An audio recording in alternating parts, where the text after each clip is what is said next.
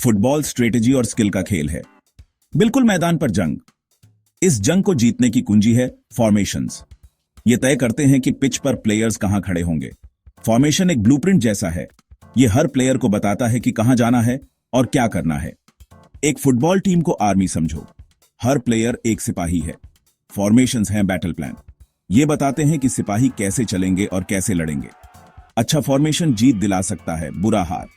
Formations सिर्फ attacking के लिए नहीं होते, ये डिफेंडिंग के लिए भी होते हैं। एक अच्छे से अनऑर्गेनाइज्ड टीम को तोड़ना मुश्किल होता है। फॉर्मेशंस टीम को एक साथ डिफेंड करने में मदद करते हैं। ये स्पेस बंद कर देते हैं और अपोजिशन के लिए गोल करना मुश्किल बना देते हैं। एक अच्छा फॉर्मेशन अटैक और डिफेंस दोनों को ध्यान में रखता है, टीम की सफलता के लिए सही बैलेंस ढूंढता है। 4-4-2 फॉर्मेशन फुटबॉल टैक्टिक्स की रोटी कपड़ा जैसा है। यह बहुत बैलेंस्ड फॉर्मेशन है, समझने में आसान और बहुत असरदार। इस फॉर्मेशन में 4 डिफेंडर्स होते हैं, 2 सेंटर बैक्स, ये डिफेंस का दिल होते हैं, 2 फुल बैक्स, एक लेफ्ट पर और एक राइट पर। ये अटैक और डिफेंस दोनों में विड्थ देते हैं।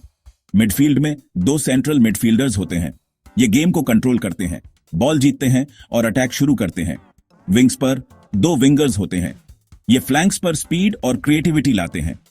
आगे 4-4-2 में 2 स्ट्राइकर्स होते हैं, ये साथ मिलकर गोल करते हैं। ये पार्टनरशिप बहुत जरूरी है। एक स्ट्राइकर स्ट्रैंग हो सकता है और हवा में अच्छा, दूसरा फास्ट हो सकता है और डिफेंडर्स के पीछे भागने में अच्छा। 4-4-2 एक स्ट्रैंग फॉर्मेशन है क्योंकि यह बैलेंस्ड और अडेप्टेबल है। टीम्स इसे डीप डिफेंड करने के लिए इस्तेमाल कर सकती हैं, इसे पिच पर हाई प्रेस करने के लिए भी इस्तेमाल कर सकती हैं। लेकिन अगर विंगर्स ट्रैक बैक ना करें और फुल बैक्स की मदद ना करें तो 4-4-2 फ्लैंक्स पर कमजोर हो सकता है। 3-5-2 एक ऐसा फॉर्मेशन है जो हाल ही में फिर से पॉपुलर हुआ है। यह बहुत फ्लूइड और अडेप्टेबल फॉर्मेशन है। जैसा कि नाम से पता चलता है, इसमें 3 सेंट्रल डिफेंडर्स होते हैं। यह एक मजबूत डिफेंसिव बेस बनाता है। यह विंग बैक्स को आगे बढ़ाकर अटैक में शामिल होने की भी आजादी देता है।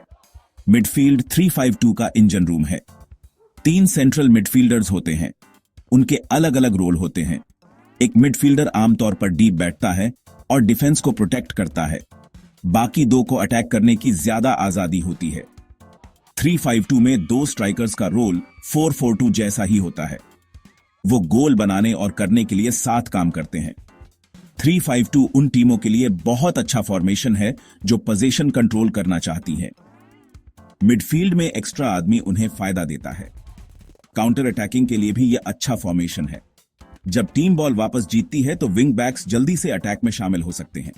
लेकिन अगर अपोजिशन के पास तेज विंगर्स हैं तो 3-5-2 कमजोर हो सकता है, वो विंग बैक्स के पीछे की जगह का फायदा उठा सकते हैं। सेक्शन 4 अटैकिंग 4-3-3 पोजीशन पर कब्जा। 4-3-3 फॉर्मेशन अपने अटैकिंग पावर के लिए जाना जाता है।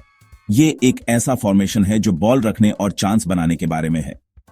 इस फॉर्मेशन में आपके पास 4 डिफेंडर्स होते हैं, 2 सेंटर बैक्स और 2 फुल बैक्स। फुल बैक्स का इस फॉर्मेशन में अक्सर अटैकिंग रोल होता है। मिडफील्ड में 3 सेंट्रल मिडफील्डर्स होते हैं, एक आमतौर पर डिफेंसिव मिडफील्डर होता है, वो डिफेंस को प्रोटेक्ट करता है और प्ले को ब्रेक करता है। बाकी 2 ज्यादा अटैक माइंडेड होते हैं, वो फॉरवर्ड्स के लिए चांस बनाते हैं। 4-3-3 फ्रंट 3 के बारे में है। वो आमतौर पर बहुत तेज और स्किलफुल प्लेयर्स होते हैं। वाइड फॉरवर्ड्स टच लाइन के पास रहते हैं, अपोजिशन के डिफेंस को स्ट्रेच करते हैं। सेंट्रल स्ट्राइकर लाइन को लीड करता है और अटैक का केंद्र बिंदु होता है। 4-3-3 उन टीमों के लिए बहुत अच्छा फॉर्मेशन है जो टेक्निकली गिफ्टेड हैं और पोजीशन पर कब्जा करना पसंद करती हैं। ये उन्हें गेम के टेम्पो को कंट्रोल करने और बहुत सारे चांस बनाने की अनुमति देता है। हालांकि अगर अपोजिशन मिडफील्ड में बॉल जीत लेता है तो 4-3-3 कमजोर हो सकता है। ऐसा इसलिए है क्योंकि मिडफील्डर्स के पीछे अपोजिशन के लिए बहुत जगह होती है जिसका वो फायदा उठा सकते हैं। सेक्शन 5 फॉर्मेशंस इन एक्शन, असली दुनिया के उदाहरण। कई सफल टीमों ने इन फॉर्मेशंस का बड़े अच्छे से इस्तेमाल किया है। उदाहरण के लिए लिवरपूल एफसी की 4-3-3 का इस्तेमाल करके हाल ही में मिली सफलता को देखें। कोच जोर्गन क्लॉप के अंडर उनके फास्ट पेस्ड विंगर्स और एक क्लिनिकल स्ट्राइकर इस फॉर्मेशन की अटैकिंग पोटेंशियल को दिखाते हैं। फिर एंटोनियो कॉन्टे की चेल्सी है, जिन्होंने अपने 3-4-3 फॉर्मेशन के साथ प्रीमियर लीग में तहलका मचा दिया था। यह दिखाता है कि फॉर्मेशन में बदलाव से टीम की किस्मत पूरी तरह से बदल सकती है। उन्हें तोड़ना बहुत मुश्किल था। वो काउंटर अटैक पर भी घातक थे। हम सर एलेक्स फर्गसन के अंडर मैनचेस्टर यूनाइटेड की दिग्गज टीम का जिक्र किए बिना फॉर्मेशंस के बारे में बात नहीं कर सकते। उन्होंने 4-4-2 फॉर्मेशन को पॉपुलर बनाया, कई ट्रॉफी जीती। उनके पास अटैक और डिफेंस का शानदार बैलेंस था। ये उदाहरण दिखाते हैं कि एक टीम के लिए सबसे अच्छा फॉर्मेशन उनके प्लेयर्स और उनके खेलने के स्टाइल पर निर्भर करता है। सेक्शन 6, मैनेजर का शतरंज का बोर्ड फॉर्मेशंस और स्ट्रेटेजिक थिंकिंग। फॉर्मेशन का चुनाव किसी भी फुटबॉल मैनेजर के लिए एक अहम फैसला होता है। यह शतरंज के खेल जैसा है। मैनेजर को कई चालें आगे सोचना होता है। उन्हें अपनी टीम की ताकत और वीकी पर विचार करना होगा।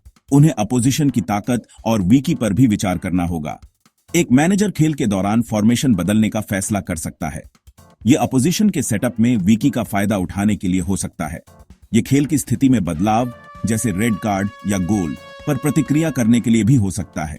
कभी कभी एक टीम एक फॉर्मेशन के साथ शुरुआत कर सकती है और फिर खेल के दौरान दूसरे में बदल सकती है। इसे फ्लूइड फॉर्मेशन कहा जाता है और इसके लिए प्लेयर्स को वर्सटाइल होना जरूरी है और अलग अलग रोल्स को समझना जरूरी है। फॉर्मेशंस को प्रभावी ढंग से चुनना और लागू करना मैनेजर की रणनीतिक कुशाग्रता का प्रमाण है। यह मैच के परिणाम को निर्धारित कर सकता है। मैनेजर अपने विरोधियों का विश्लेषण करने और सर्वोत्तम रणनीतिक दृष्टिकोण तैयार करने में घंटों बिताते हैं। सेक्शन 7, निष्कर्ष। फुटबॉल फॉर्मेशंस की लगातार बदलती दुनिया। अंत में फॉर्मेशंस फुटबॉल का एक अहम हिस्सा है। ये लगातार विकसित हो रहे हैं। नए फॉर्मेशंस बनाए जा रहे हैं और हर समय उनका एक्सपेरिमेंट किया जा रहा है। जो एक टीम के लिए काम करता है वो दूसरी के लिए काम नहीं भी कर सकता है। अलग अलग फुटबॉल फॉर्मेशंस को समझने से इस खूबसूरत खेल को देखने का मजा दोगुना हो जाता है। ये फैंस को मैनेजर्स और प्लेयर्स द्वारा लिए गए रणनीतिक फैसलों और बारीकियों की सराहना करने की अनुमति देता है। तो अगली बार जब आप कोई फुटबॉल मैच देखें तो फॉर्मेशंस पर ध्यान दें। आप हैरान होंगे कि वो खेल को कितना प्रभावित करते हैं।